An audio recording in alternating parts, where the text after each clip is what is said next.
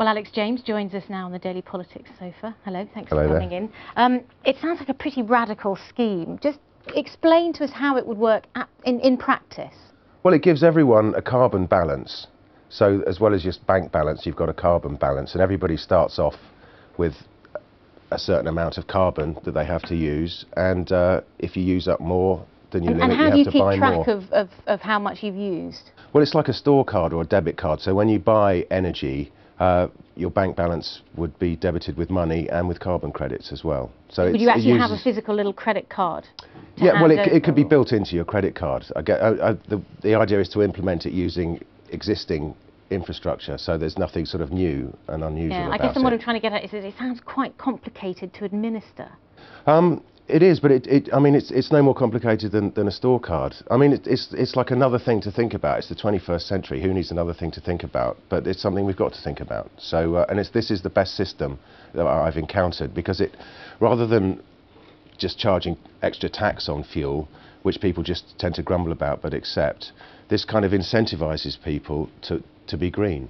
So the idea is that you get to see how much carbon you're using, and it gives you the financial incentive to cut it. But isn't that the problem, that if you're well off, if you're wealthy, you can afford to do what on earth you like? You can afford to take flights everywhere, you can afford to have your own private plane if you want to. Whereas if you're not very well off, then you're not going to have the access. Well, you're going to have to pay for those things. You're not going to have No, because everybody has a certain amount of credit. So people who don't, I mean, it is wealthy people with the biggest carbon footprints. So people who lead green lifestyles or don't consume energy, which tends to be lower income brackets, will possibly be able to sell spare credits. It's a very fair system. I mean, it's a pain, but something needs to be done, otherwise we're going to be living on Venus. But is there any point in us doing something like that if no other country is talking about it in the same way, are they? Well, it's a chance for Britain to show true global leadership, I think. It's a very hot topic. I think all the main political parties are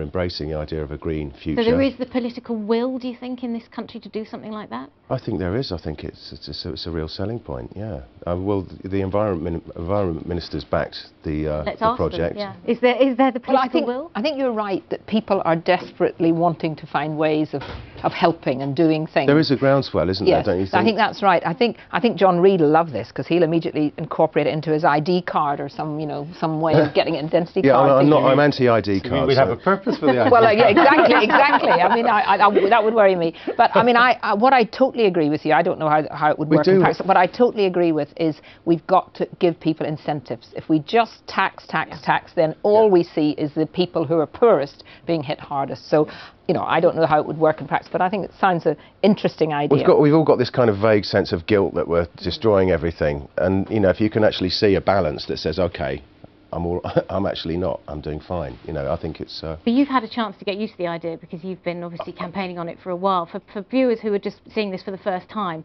it probably seems quite radical and very complicated. Mm. Yeah, well, it is another thing to think about, but an important one. I mean, if you want to... I've had my carbon footprint profiled, and you can check that on there's a website, isn't there, that you can check your own carbon footprint on. But I do live on a farm, so I'm growing crops, and I'm so how green are you? I saw your Arga there. Apparently they're not very green.